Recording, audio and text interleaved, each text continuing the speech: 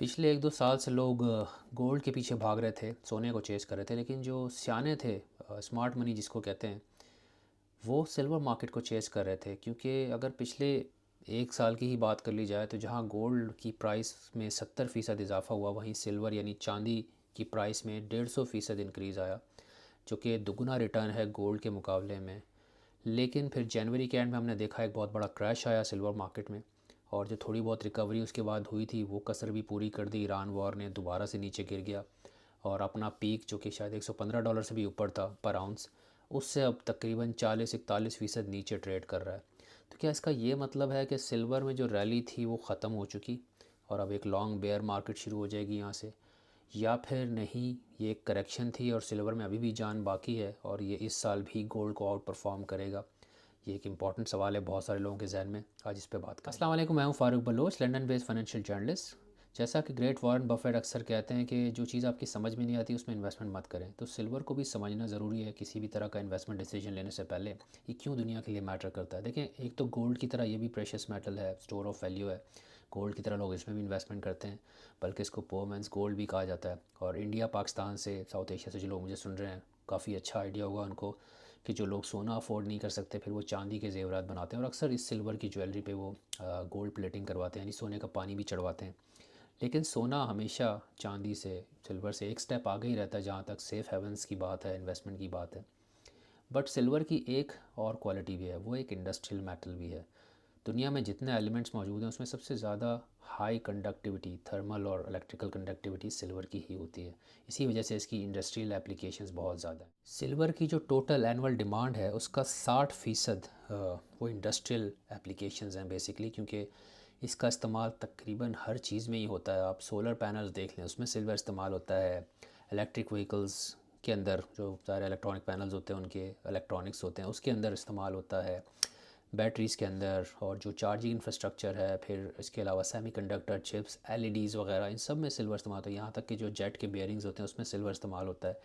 और अभी आपने जो ईरान वॉर में देखा, जो ड्रोन, शाहेद ड्रोन ईरान का जो बड़ा मशहूर हुआ, पॉपुलर हुआ, उसमें जो इलेक्ट्रॉनिक गाइडेंस सिस्टम है उसमें भी सिल्वर इस्तेमाल होता है। इनफैक्ट मिलिट्री के एतबार से भी इसको क्रिटिकल मेटल कहा जाता है, अमेरिका ने तो कह दिया है बल्कि इसको। इसके अलावा इसकी डिमांड आगे भी बढ़नी है, क्योंकि अब जो एआई डेटा सेंटर्स बनने जा रहे हैं दुनिया में, सोलर पैनल जो है उसकी डिमांड बढ़ती जा रही है, फिर दुनिया एक क्लीन और ग्रीन एनर्जी की तरफ ट्रांजिशन कर रही है, तो इन सब चीज़ों में सिल्वर का बहुत ज़्यादा इस्तेमाल है। 120 मिलियन से लेकर 220 मिलियन आउंस पर ईयर तक का डेफिसिट है, यानी इतना सिल्वर कम प्रोड्यूस हो रहा है कंपेयर टू द डिमांड।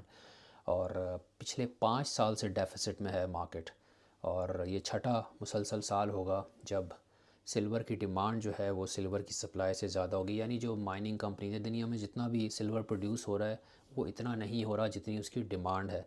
यही वजह है कि पिछले, अगर आप 6 साल का डेटा उठाकर देखें तो आपको नज़र आता है कि सिल्वर के प्राइसेस बहुत ज़्यादा ऊपर क्यों गए। अगर मैं आपको अपनी स्क्रीन पे कुछ चार्ट्स दिखा सकूं तो आपको नज़र आएगा कि जनवरी 2020 में 1 आउंस सिल्वर $20 का था और इस वक्त मार्केट सरप्लस में थी, यानी जितनी डिमांड थी उससे ज़्यादा प्रोड्यूस हो रहा था सिल्वर। लेकिन उसके अगले सालों में अगर आप देखें जनवरी 2026 तक, तो ये सरप्लस से मार्केट डेफिसिट में जाती है, क्योंकि जितनी स्पीड से डिमांड बढ़ी है उतनी स्पीड से प्रोडक्शन नहीं बढ़ी, और इसकी वजह से प्रेशर आया प्राइस के ऊपर और प्राइस तकरीबन 6 गुना बढ़ा और $20 से ये बढ़कर तकरीबन $118 के आसपास चला गया था। और आप ये नोट करें कि इंडस्ट्रियल डिमांड काफ़ी ज़्यादा बढ़ी इस दौरान, तकरीबन 36% इजाफा हुआ उसमें, जिसके मुकाबले में प्रोडक्शन जो है वो सिर्फ़ और सिर्फ 9% बढ़ी। तो ये तो क्लियर ज़ाहिर होता है इस डेटा से कि एक स्ट्रक्चरल डेफिसिट रहा है पिछले 6 सालों में, जिसकी वजह से प्रेशर था प्राइस पे और प्राइस ऊपर जा रही थी। लेकिन ये सबसे बड़ी वजह नहीं थी। पिछले साल जो एक मैसिव रैली आई उसकी, और इसकी मैं आपको मिसाल देता हूँ, क्योंकि जब ये प्राइस बढ़ना शुरू हुआ तो ये एक अपॉर्चुनिटी नज़र आई रिटेल इन्वेस्टर्स को और इंस्टीट्यूशनल इन्वेस्टर्स को, यानी ज्वेलरी की भी डिमांड बढ़ना शुरू हो गई और जो कॉइन्स या बार्स होते हैं सिल्वर के उसकी भी डिमांड बढ़ना शुरू हो गई। और जब इंस्टीट्यूशनल इन्वेस्टर्स इस रैली के अंदर कूदे, मज़ीद इन्वेस्टमेंट आई, तो उससे प्राइस को मज़ीद तेज़ी मिली और ये रैली और स्पीड से बढ़ी।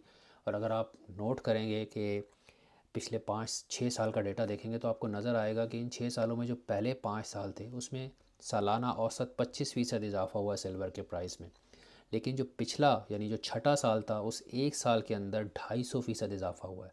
कहाँ 25% सालाना और कहाँ 250% एक साल में, जो कि 10 गुना ज़्यादा है। ये एक बहुत ही गैर मामूली इजाफा था, और इसके पीछे जो सबसे बड़ा फैक्टर था वो था डिमांड फॉर पेपर सिल्वर, यानी ऐसे फाइनेंशियल इंस्ट्रूमेंट्स जैसे कि एक्सचेंज ट्रेडेड फंड्स या ईटीएफ्स हो गए, फ्यूचर कॉन्ट्रैक्ट्स हो गए, जो कि एक इन्वेस्टर को बग़ैर सिल्वर ख़रीदे भी मौका देते हैं कि वो उसकी बढ़ती हुई प्राइस से फ़ायदा उठा सके। सिल्वर बैक ईटीएफ जो है वो तो एक इलेक्ट्रॉनिक तरीका है सिल्वर में इन्वेस्टमेंट करने का, कि अगर कोई सिल्वर बार या कॉइन नहीं ख़रीदना चाहता तो वो एक ईटीएफ में इन्वेस्टमेंट कर देता है जिसने एक्चुअली में सिल्वर ख़रीदा हुआ होता है, और फिर बढ़ती हुई प्राइस से फ़ायदा उठा के प्रॉफिट कमा लेता है। लेकिन जहाँ तक बात है सिल्वर फ्यूचर्स कॉन्ट्रैक्ट्स की, तो ये एक अलग ही बला है जिस पे फ्यूचर में कभी तफसीली वीडियो भी करूँगा।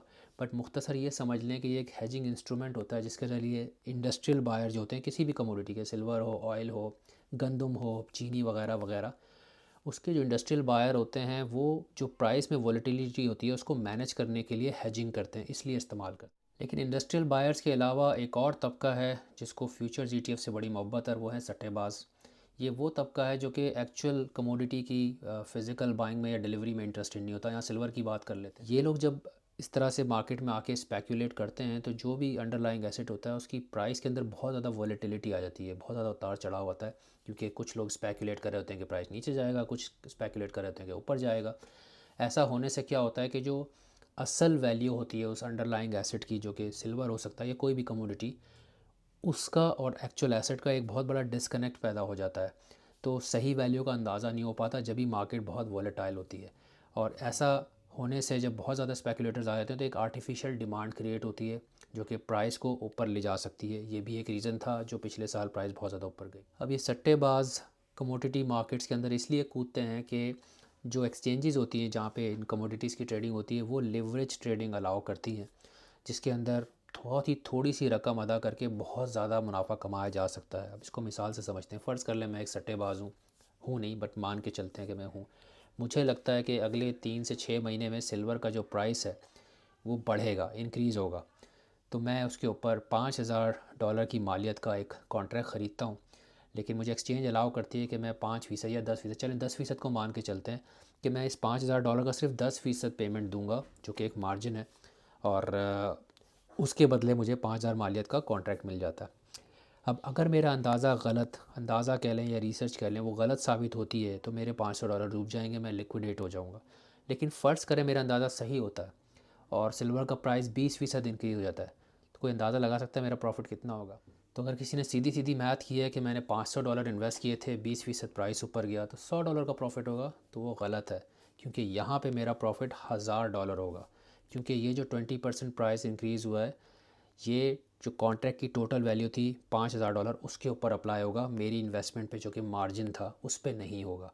तो इसका मतलब ये हुआ कि आखिर में मैं $1500 लेके चला जाऊँ। अब यहाँ पर आप नोट करें कि कितना इंसेन प्रॉफिट मार्जिन है, कि इतना सा अमाउंट खर्च करके आप इतना बड़ा मुनाफा ले जा सकते हैं। तो इससे ग्रीड का फिर एलिमेंट आ जाता है, लालच क्रिएट होता है, बहुत सारे लोग स्पेकुलेशन करना शुरू कर देते हैं। और मार्केट में फिर एक तरह का, अगर स्पेशली एक ही डायरेक्शन में लोग स्पेकुलेट करें, फॉर एग्जांपल प्राइस इंक्रीज़ के लिए स्पेकुलेट करें, तो फिर एक बबल क्रिएट हो जाता है। ऐसे ही कुछ हुआ सिल्वर मार्केट के अंदर। और होता ये है कि ये लोग एक्चुअली फ़िज़िकल डिलीवरी में तो इंटरेस्टेड होते नहीं हैं, कैश सेटलमेंट वाले फ्यूचर्स कॉन्ट्रैक्ट ये लोग साइन करते हैं। उसकी वजह से होता क्या है कि बहुत ज़्यादा पैसा मार्केट में आता है, यानी इतना फ़िज़िकल सिल्वर नहीं है जितने उसके अगेंस्ट कॉन्ट्रैक्ट्स इशू हुए हुए हैं। एक टाइम पे तो ये रेशो इतना बढ़ गया था कि एक फ़िज़िकल सिल्वर कह लें बार के अगेंस्ट जो है वो 350 से भी ज़्यादा क्लेमेंट थे। अब अगर फ़र्ज़ करें ये सारे के सारे वापस एक साथ मांगने आ जाएं अपने कॉन्ट्रैक्ट के बदले डिलीवरी, तो सिर्फ एक को मिलेगी, बाकी 349 या जितने भी बचेंगे उनको कुछ नहीं मिलेगा। तो इसका मतलब ये है कि there is too much money chasing very very little silver, और एक आर्टिफिशियल बबल बना था, प्राइस इतनी ज़्यादा ऊपर चली गई थी। ऐसा ही कुछ हुआ सिल्वर मार्केट में। ऑब्वियसली जब ये स्पेकुलेटर आते हैं तो ये कोई लॉन्ग टर्म इन्वेस्टर्स तो है नहीं, इनको कम वक्त में ज़्यादा से ज़्यादा पैसा बनाना होता है। तो जब प्राइस इतना ज़्यादा ऊपर चला गया, जैसा कि आपने नोट किया कि पिछले एक साल में कोई 250% ऊपर चला गया, तो फिर ऑब्वियसली प्रॉफिट टेकिंग होती है। फिर लोग प्रॉफिट लेते हैं और निकलते हैं मार्केट से। प्रॉफिट टेकिंग जैसे सेलिंग होती है, जिससे प्रेशर आता है और फिर बबल जो है वो बस्ट हो जाता है। तो ये एक बड़ा रीज़न था, लेकिन ये वाहिद रीज़न नहीं था। इसके अलावा जब इतनी ज़्यादा वॉलेटिलिटी आती है मार्केट के अंदर, क्योंकि एक तरफ लोग अगर स्पेकुलेट कर रहे होते हैं प्राइस ऊपर जाएगा जाएगा, तो फिर दूसरी तरफ ऐसे सट्टेबाज भी कूदते हैं मार्केट में जिनको लगता है यार ये तो बहुत ज़्यादा ऊपर चला गया, अपनी रियल वैल्यू से बहुत ही ज़्यादा ऊपर चला गया, फिर उनको पता था अब ये गिरेगा, तो वो उल्टी डायरेक्शन में स्पेकुलेट करते हैं कि अब ये प्राइस गिरेगा। तो वॉलेटिलिटी क्रिएट होती है मार्केट के अंदर। फिर उसको मैनेज करने के लिए एक रिस्क मैनेजमेंट टूल होता है जो कि एक्सचेंजेस यूज़ करती हैं। दिस केस हम कॉमेक्स की बात कर लेते हैं, दुनिया की सबसे बड़ी एक्सचेंज है। वो क्या करते हैं कि मार्जिन जो है उसको बढ़ा देते हैं। जैसे अगर कहीं 5% पे आपको अलाउ कर रहे थे तो उसको 10-15% कर देंगे। और एक्चुअल फिगर्स भी मैं आपको बताता हूँ। शायद इन्होंने क्या किया, फरवरी तक यानी जन से फरवरी 1 महीने के अंदर अंदर कॉमिक्स ने मार्जिन बढ़ा के डबल कर दिया, 9 से 18% तक ले गए। ऐसा करने से होता क्या है कि स्पेकुलेटर्स को अब पहले बहुत कम मार्जिन पे बड़ा प्रॉफिट मिल रहा था, अब मार्जिन की रिक्वायरमेंट बढ़ गई है, तो या तो वो उसको मैच करें या फिर अपनी पोजीशंस क्लोज करें और लिक्विडेट हो जाए। तो ऐसे ही कुछ हुआ, लोग लिक्विडेट होना शुरू हो गए, जिसकी वजह से फिर लोगों को अंदाज़ा हो गया अच्छा भाई अब इंक्रीज साइड पे स्पेकुलेशन जो है उसमें कोई फ़ायदा नहीं है, नुकसान हो रहा है। तो ये एक और रीज़न था जिसकी वजह से प्राइसेस गिरे। फिर आप तीसरी बात कर लेते हैं कि अभी लेटली जब ईरान वॉर शुरू हुई तो ऑब्वियसली एक वो अनसर्टनिटी थी और उसको लेके जो ग्लोबल एनर्जी प्राइसेस ऊपर गए हैं तो उसने भी मार्केट में काफ़ी पैनिक मचाया। और एक बड़ी रीज़न ये भी है कि फिर जो एक एक्सपेक्टेशंस थी कि जो इंटरेस्ट रेट, फेड का जो इंटरेस्ट रेट, जो मैं पिछली बहुत वीडियो बता चुका हूँ कि जो सिंगल बिगेस्ट स्विंग फैक्टर होता है स्पेशली गोल्ड प्राइसेस को लेके और सेफ हेवन्स प्राइसेस को लेके, उसके अंदर एक्सपेक्टेशन थी कि वो गिर रहे थे और मज़ीद गिरेंगे। लेकिन इस वॉर की वजह से क्योंकि महंगाई आने का खदशा है, ऑयल प्राइस ऊपर चले गए, तो फेडरल रिज़र्व और बैंक ऑफ इंग्लैंड दोनों ने ही पॉज कर दिए अपने इंटरेस्ट रेट को, बजाय गिराने के रोक दिया। और अब एक्सपेक्टेशन बढ़ गई है कि बजाय गिरने के ये मज़ीद ऊपर जाएगा। तो फिर जब इंटरेस्ट रेट बढ़ते हैं तो ये उल्टा नेगेटिव होता है गोल्ड सेफ हेवन्स एसेट्स के लिए, तो उस वजह से भी सिल्वर से पैसा निकला। बहरहाल ये कुछ रीज़न्स थे जिसकी वजह से प्राइस फिर क्रैश हुआ और नीचे आया। अब अगर अपने मेन सवाल पर आ जाएं तो क्या सिल्वर की जो रैली है वो ख़त्म हो गई है, इसमें अभी भी दम बाकी है? देखिए एक चीज़ तो नोट करें कि 41% का ड्रॉप आया, करेक्शन आया, तो काफ़ी जो बबल था वो तो बस्ट हो गया, बहुत नीचे आ गया।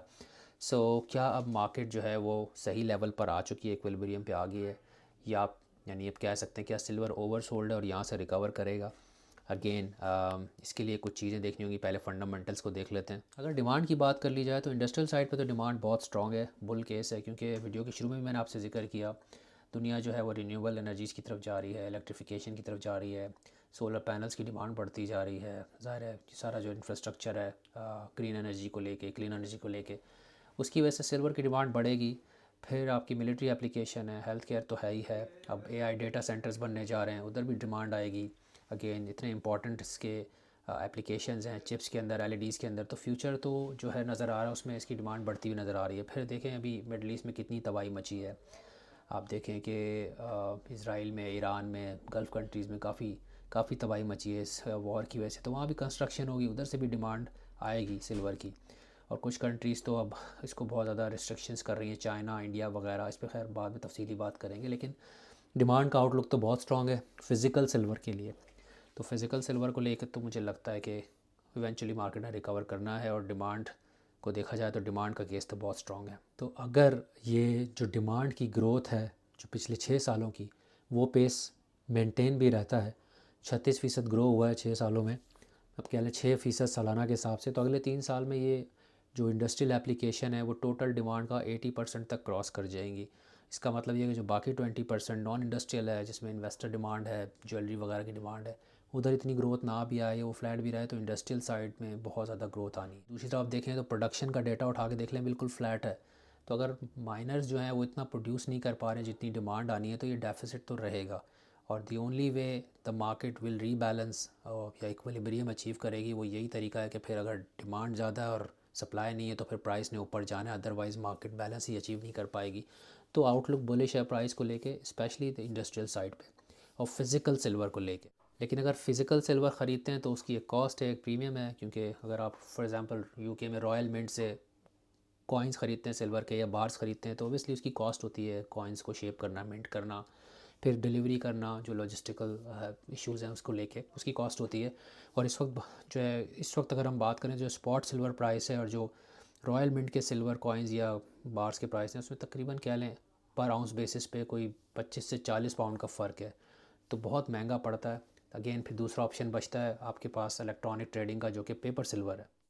अब अगर पेपर सिल्वर की बात कर ली जाए, जो कि सबसे बड़ा फैक्टर था प्राइस को ऊपर ले जाने में लास्ट ईयर, तो एक तो आपने नोट किया होगा जो मैंने अभी थोड़ी देर पहले कहा कि फ़ेड का जो डिसीजन आया इंटरेस्ट रेट्स गिराने के बजाय उसको पॉज करने का, और अब शायद आगे बढ़ा दें अगर जंग की सूरत हाल जो है वो बिगड़ती जाए, तो उस सूरत में ये नेगेटिव होगा पेपर सिल्वर, बल्कि ना सिर्फ सिल्वर के लिए, गोल्ड के लिए भी।